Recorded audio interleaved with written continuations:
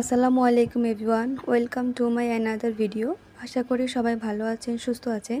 আজকে আমি আপনাদের সাথে শেয়ার করব একটা পিঠা রেসিপি। এখানে পিঠাগুলো তৈরি করার জন্য আমি নিয়েছি এক বাটি শুকনো চাউলের গুঁড়া। এখন আমি চুলায় একটি কড়াই বসিয়ে তার মধ্যে দিয়ে দিচ্ছি সামান্য পরিমাণে পানি। পানিটা সামান্য বলক উঠে এলে তার মধ্যে দিয়ে দেব পরিমাণ মতো লবণ। লবণ দিয়ে যখন পানিটা পুরোপুরি বলক উঠে আসবে তখন আমি এর মধ্যে অ্যাড করে দেব চাউলের গুঁড়া।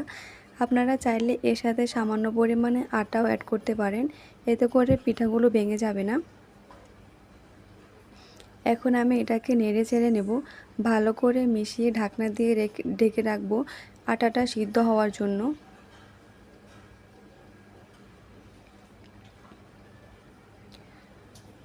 এই পর্যায়ে আমার আটাটা সিদ্ধ হয়ে এসেছে। এখন আমি এটাকে নামিয়ে নিচ্ছি। এখন সামান্য পরিমাণে ঠান্ডা করে অল্প অল্প পানি দিয়ে এটাকে ভালো করে মথে নেব। এটাকে আমরা ছড়া পিঠা বলি। আপনারা কে কী নামে জানেন অবশ্যই কমেন্ট করে জানাবেন। এখন আমি এটাকে লেচি আকারে করে নেব। এরপর একটু একটু নিয়ে হাত দিলে ঘষা দিলে তৈরি হয়ে যাবে পিঠা। দেখুন পিঠাটা দেখতে কতটা সুন্দর হয়েছে। এখন চুলায় একটি প্যান বসিয়ে তার মধ্যে দিয়ে দিয়েছি 1 কেজি পরিমাণে দুধ। এখন এর মধ্যে অ্যাড করে দিচ্ছি গরম মশলা, দিয়ে দেব স্বাদ মতো চিনি। আপনারা যে যেরকম মিষ্টি পছন্দ করেন ওই রকম মিষ্টি দিতে পারেন, অথবা চিনির বদলে গুঁড়ো অ্যাড করতে পারেন। এর মধ্যে অ্যাড করে দিচ্ছি নারকেল কোড়া, দিয়ে ভালো করে নেড়েচেড়ে মিশিয়ে নেব।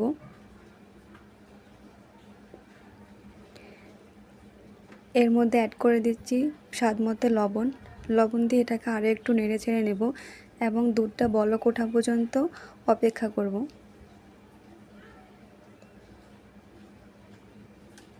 যখন দুধটা বলক উঠে আসবে তখন আমি এর মধ্যে দিয়ে দেব পিঠা।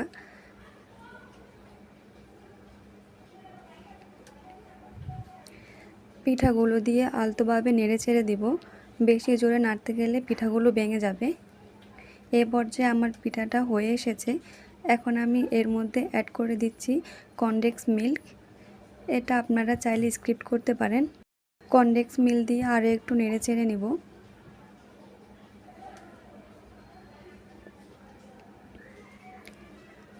এরপর নামিয়ে নিলেই হয়ে যাবে ছড়া পিঠা। এখন আমি একটা সার্ভিং বলে ঢেলে আপনাদের সাথে শেয়ার করছি। আপনারা যদি গুড় দিয়ে রান্না করেন তাহলে কালারটা আরও সুন্দর আসবে। আল্লাহ হাফেজ।